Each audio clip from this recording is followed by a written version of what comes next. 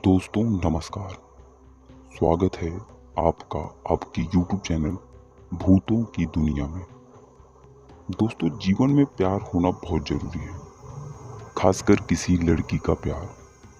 लेकिन अगर किसी लड़की से आपको प्यार हो और वो लड़की चुड़ैल, भूत या आत्मा रहे तो आप क्या करोगे?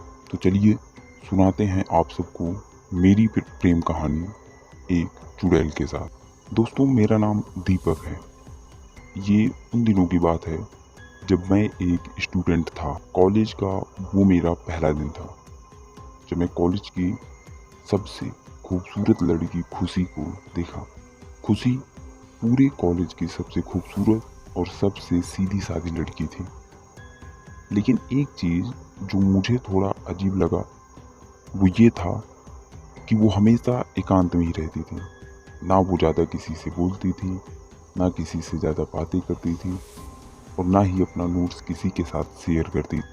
धीरे धीरे दिन गुजरने लगे और खुशी के प्रति मेरा अट्रैक्शन भी बढ़ने लगा। लेकिन अभी तक मैं खुशी से कुछ भी बोल नहीं पाया था।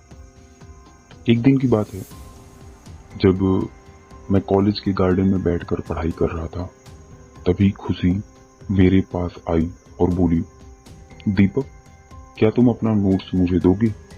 वो क्या है कि कल मेरा लेक्चर छूट गया था।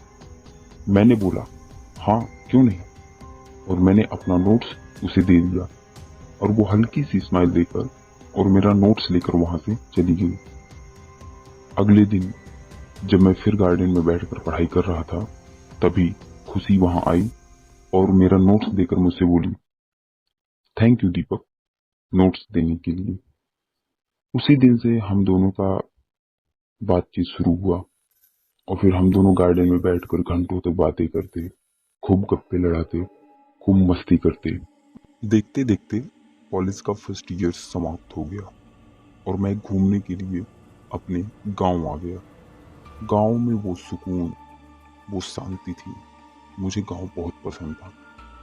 लेकिन कॉलेज का सेकेंड ईयर शुरू हो गया तो मुझे गांव से कॉलेज के लिए आना पड़ा। और जब मैं गांव से कॉलेज आया तभी मेरे साथ ये भयानक घटना घटी। मैं कॉलेज के लिए अपने रूम से जल्दी जल्दी निकला और रास्ते से जाने लगा। तभी मैंने रास्ते में देखा एक चौराहे पर कुछ बेल, नींबू और सब चीज़ें रखी हुई थी।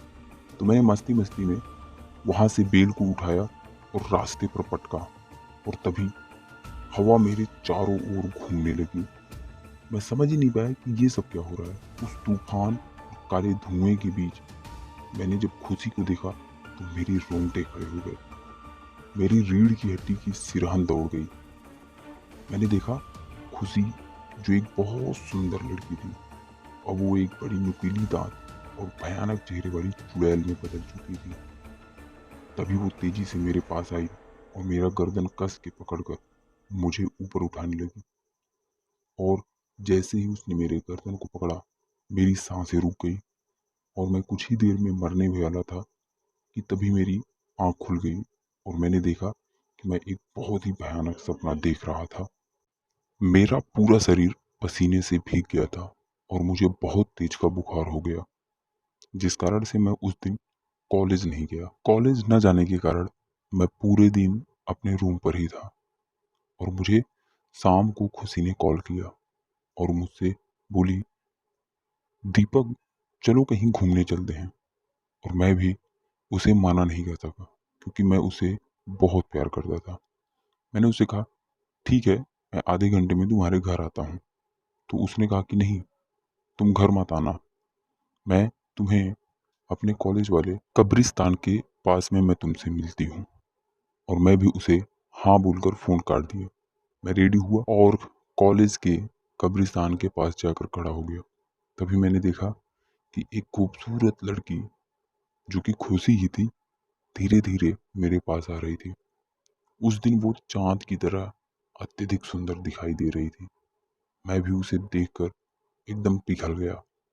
फिर उसने मेरे पास आकर बोला, दीपक चलो हम लोग चलते हैं कहीं घूमने।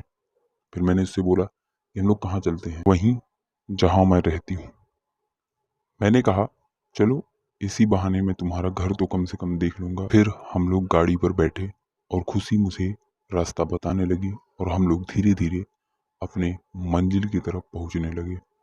आज मैं बहुत एक्साइटेड था क्योंकि मैं और खुशी पहली बार अकेले थे और वो भी रात में। तो आज तो मैं बहुत एक्साइटेड था, लेकिन मुझे नहीं पता था कि आज का एक्साइटमेंट मुझे बहुत बड़ी सजा देगा। खुशी मुझे रास्ता बताती रही और मैं गाड़ी चलाता रहा।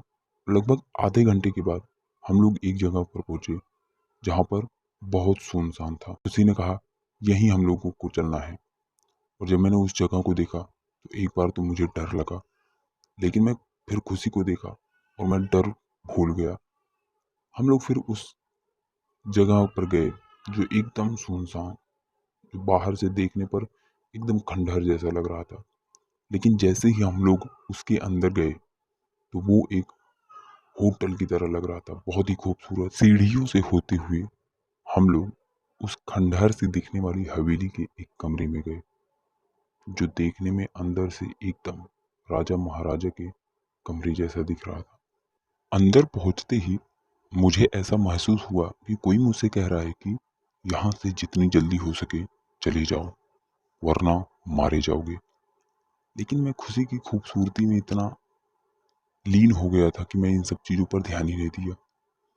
और खुशी कमरे में आई और मुझसे लिपट गई। और जैसे ही वह मुझसे लिपटी तो उसका पूरा शरीर मुझे एकदम बर्फ की तरह ठंडा महसूस हुआ। और मैंने महसूस किया कि खुशी अब धीरे धीरे उसका शरीर बड़ा होता जा रहा था और मैं उसकी बाहों में तेजी से जकड़ता जा रहा था। धीरे धीरे वो एक विशाल चुड़ैल के का रूप ले ली थी और मैं उसे देखकर बहुत ही डर गया। फिर मैं वहां से तुरंत भागने का प्रयास किया, लेकिन मैंने देखा दरवाजा बंद था। मैं पीछे मुड़ा और मैंने देखा खुशी, जिसका चेहरा बहुत ही खूबसूरत था, वो अब इतना भयानक हो चुका था जिसको देखकर मेरी तो हवा निकलती जा रही। तभी उसी सपने की तरह खुशी मेरे पास आई और मेरा गर्दन पकड़कर मुझे कस के उठाई और मेरे सांस टूटने वाले थे और मैं हार मानने वाला था।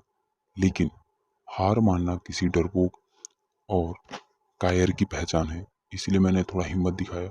और मुझे याद आया कि बड़े बुजुर्ग कहते हैं कि जब तुम्हें किसी भूत या फिर प्रेत से सामना हो तो तुम्हें हनुमान चालीसा पढ़ना चाहिए।